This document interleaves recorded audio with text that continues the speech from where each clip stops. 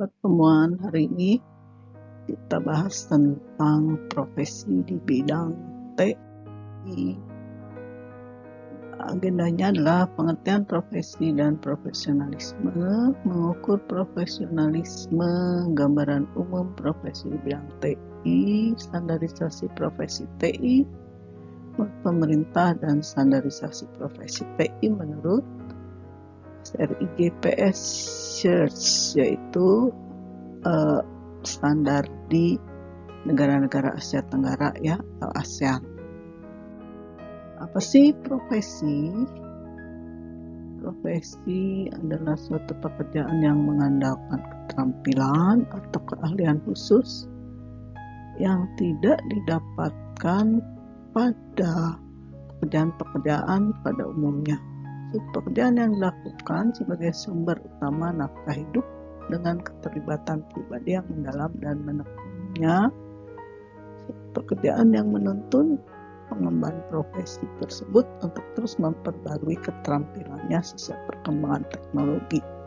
Jadi intinya profesi itu adalah memiliki keahlian dan keterampilan khusus yang tentunya harus selalu ditingkatkan ya, diperbaharui.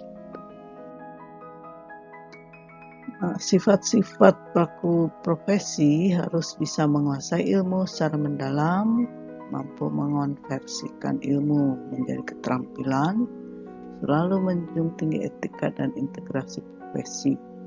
Jadi yang profesional itu adalah yang menjalankan profesinya secara benar dan melakukannya menurut etika dan garis-garis profesionalisme yang berlaku pada profesi tersebut.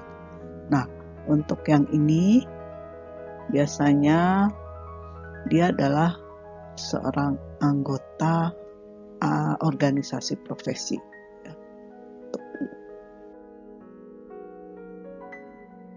Nah, untuk sikap seorang profesional harus memiliki komitmen tinggi. Jadi dia komitmen terhadap profesi mengenai keahliannya, memiliki tanggung jawab, berpikir sistematis, dan belajar dari pengalaman. Kemudian menguasai materi sehingga kompetensinya tinggi, ya, menjadi bagian masyarakat profesional. Kalau profesionalisme adalah paham di mana nilai-nilai profesional harus menjadi bagian dari jiwa seseorang yang mengemban profesi. Profesionalisme itu adalah sifatnya. Ya.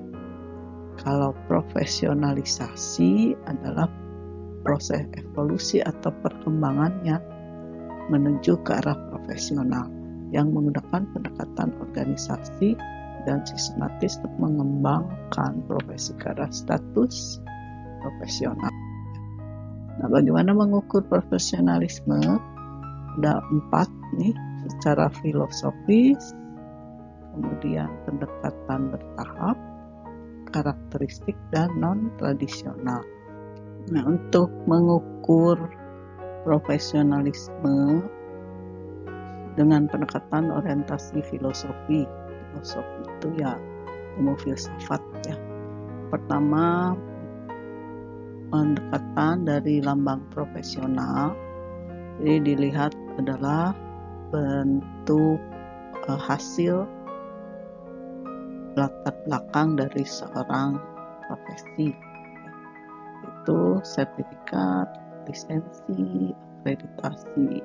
Yang kedua, dari pendekatan sikap individu yang profesional itu individu yang memberikan pelayanan yang memuaskan dan bermanfaat bagi pengguna jasa profesi. Yang ketiga, pendekatan elektik ya, dari sisi ilmiah, sistematik, dan logis yang digabung dengan penyuluhan atau masyarakat yang melihat kualitas profesionalisme yang dimiliki oleh seseorang sebagai individu yang mewakili suatu institusi. Jadi di sini si pemilik profesi tersebut adalah mewakili organisasi profesinya. Yang kedua, pendekatan melalui orientasi perkembangan, yaitu berkumpulnya individu yang memiliki minat yang sama, melakukan identifikasi dan adopsi. Para praktisi akan terorganisasi secara formal pada suatu lembaga, kemudian membuat kesepakatan mengenai persyaratan profesi, menentukan kode etik dan revisi persyaratan. Ini berarti dari segi organisasi keprofesian. Contohnya seperti kalau profesi dokter ada Ikatan Dokter Indonesia, akuntan ada Ikatan Akuntan Indonesia, dan seterusnya. Yang ketiga, pendekatan orientasi karakteristik, yaitu melalui kode etik profesi yang isinya adalah aturan main, pengetahuan yang terorganisir yang mendukung pelaksanaan sebuah profesi, keahlian, dan kompetensi yang sifatnya khusus melalui pendidikan dan latihan, ya, ini diperolehnya tingkat pendidikan minimal. Kalau ini pendidikan formalnya yang dilalui lewat pendidikan akademik.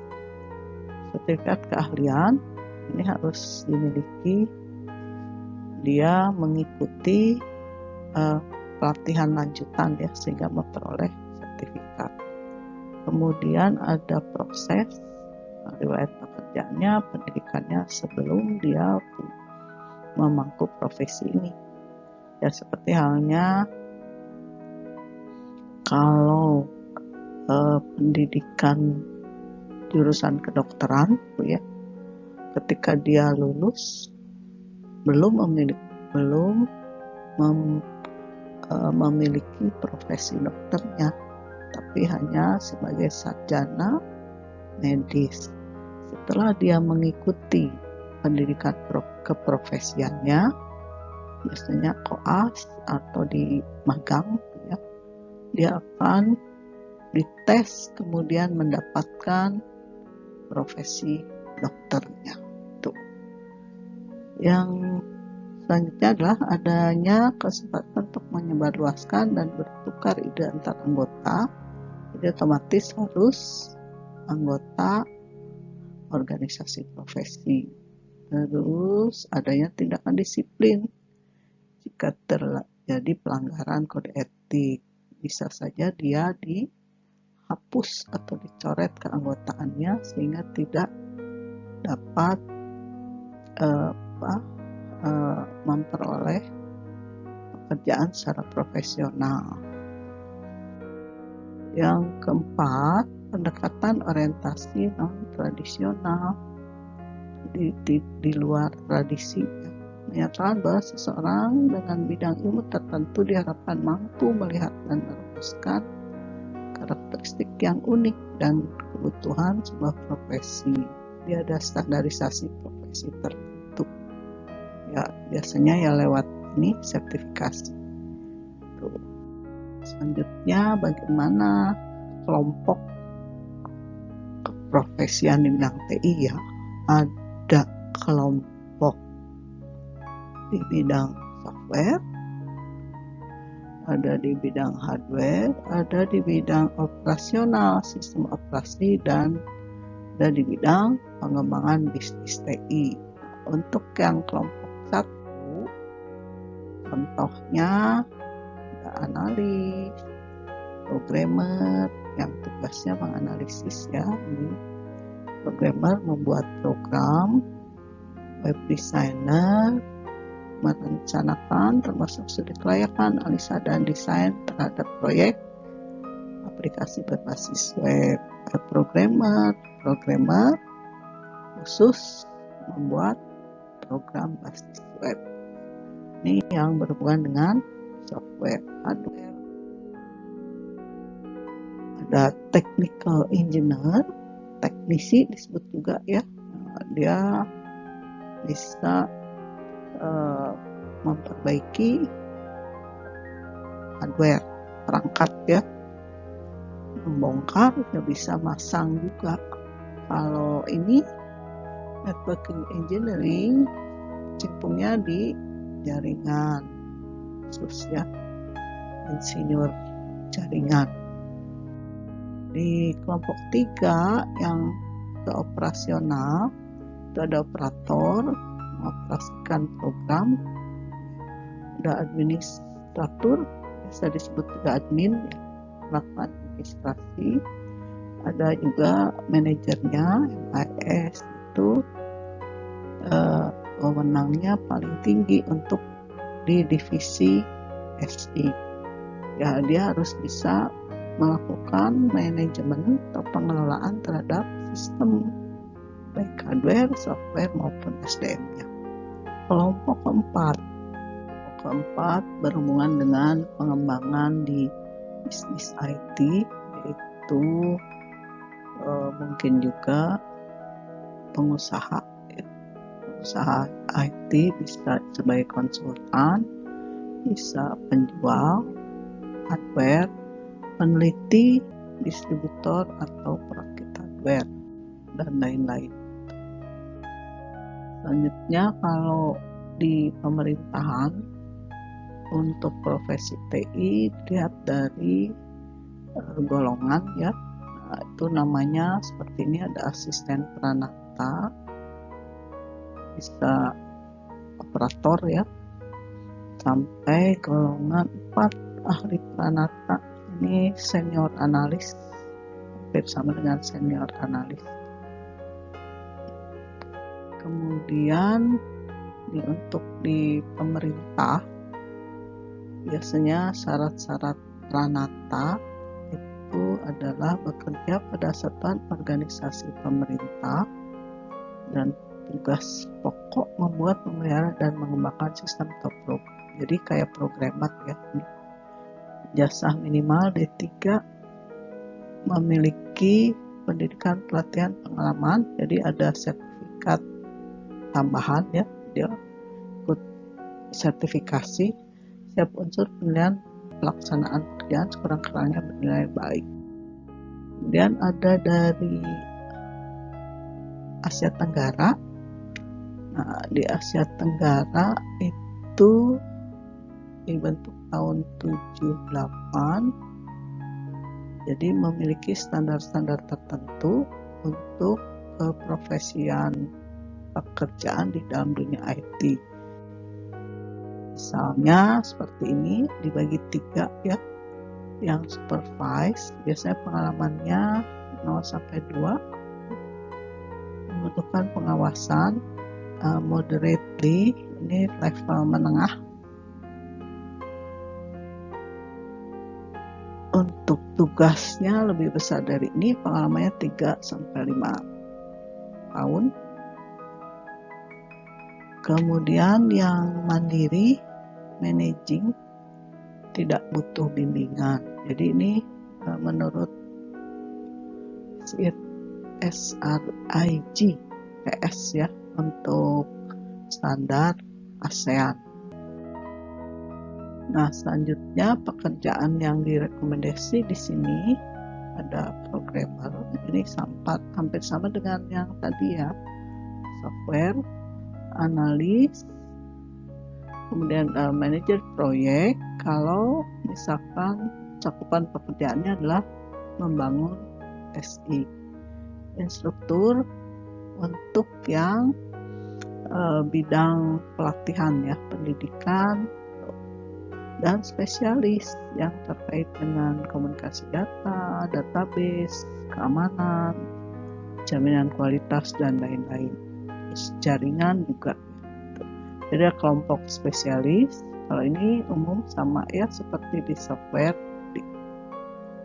Selanjutnya, nah di sini kalau dibuat diagramnya menurut SRIG search ya, profesi P itu dibagi 3, ada pendidikan dan pelatihan, pengembangan sistem, dan dukungan khusus. Untuk yang pendidikan pelatihan ini biasanya diambil dari pendidikan non-gelar, kursus pelatihan.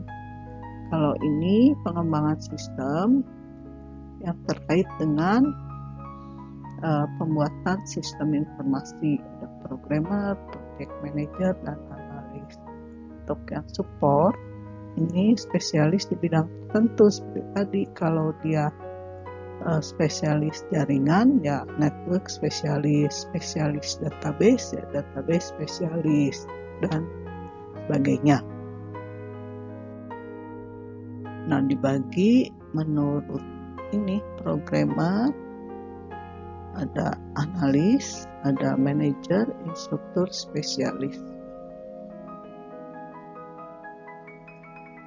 Nah, misalkan untuk yang ini setiap kelompok ini namanya supervise yang pengalamannya sampai 2 tahun. Kemudian moderate sampai 5. Nah, ini di atas 5. Jadi bisa bekerja mandiri.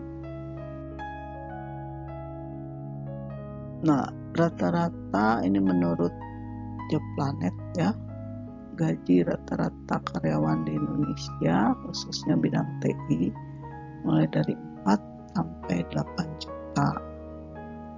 Mungkin mengikuti UMR ya. Saat ini di atas 4 tuh minimal. Kalau dia terlibat di proyek akan lebih tinggi lagi. Nah, demikian ya. Nah, ada tugas untuk dikerjakan, cari iklan lowongan pekerjaan bidang TI. Iklannya 5 ya. Jelaskan masing-masing itu iklannya menjelaskan cari apa, tapi profesi ya, bukan misalkan menguasai software tertentu, Word misalkan, itu tidak termasuk. Terus nanti masuk ke kelompok mana dari 4 tadi, 4 ya, 4 kategori. Simpulkan ciri-ciri jenis pekerjaan bidang TI yang dibutuhkan sekarang itu khususnya apa, kebanyakan dari yang 5 ini, apakah ke arah mobile ya, ke perangkat Android itu, ke web, atau seperti apa. Cantumkan juga daftar pustakanya, nanti nama filenya ini. Nah, silakan lihat di portal ya. Demikianlah materi hari ini. Semoga bisa dipahami. Terima kasih.